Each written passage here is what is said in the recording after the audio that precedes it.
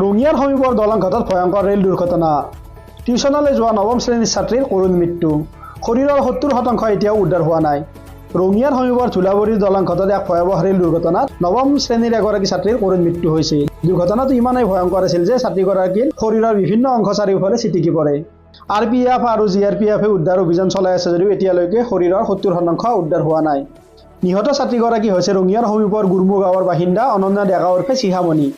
ছাত্ৰীগৰাকী গুৰমু হাইস্কুলৰ নৱম শ্ৰেণীৰ ছাত্ৰী আছিল আৰু টিউচনলৈ ওলাইছিল। পুথিমাৰী নৈৰ দলংঘাটত সংঘটিত হৈছিল এই দুৰ্ঘটনাটো। জানিব পৰা মতে ছাত্ৰীগৰাকী পুথিমাৰী নৈৰ ওপৰত থকা ৰেলৰ দলঙেৰে যাতায়াত কৰি আছিল।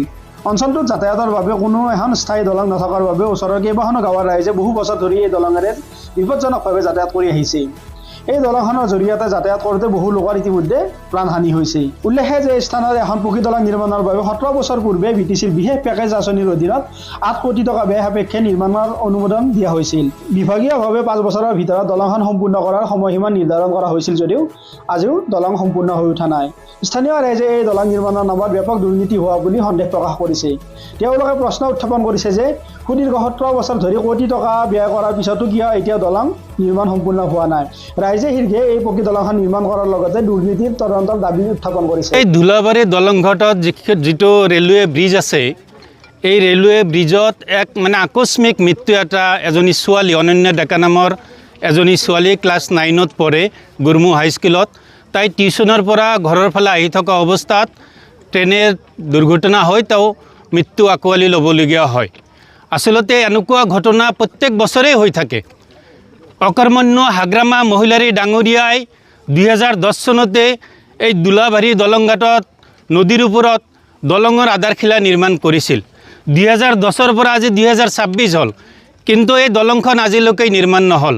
এই হাগ্ৰামা মহিলাৰী ডাঙৰীয়াই এই অঞ্চলৰ ৰাইজৰ প্ৰতি কোনো গুৰুত্ব দিয়া নাই। ইয়াৰ যিটো স্থানীয় ইয়াম মহেশ্বৰ বসুমতাৰী ডাঙৰীয়া, তেওঁ কেৱল কমিশ্যনৰ অংকত ব্যস্ত থাকিল। দলংঘাট ধুলাবাৰী অঞ্চলৰ ৰাইজৰ কোনো সমস্যা গুৰুত্ব নিদিলে। তেওঁ নিজে চাহপাত বাগান কৰিলে, তেওঁ বিল্ডিং বনালে, তেওঁ মাটি কিনিলে, কিন্তু ধুলাবাৰী দলংঘাট গুৰমু অঞ্চলৰ ৰাইজৰ সমস্যাৰ প্ৰতি তেওঁ পিঠি দিলে।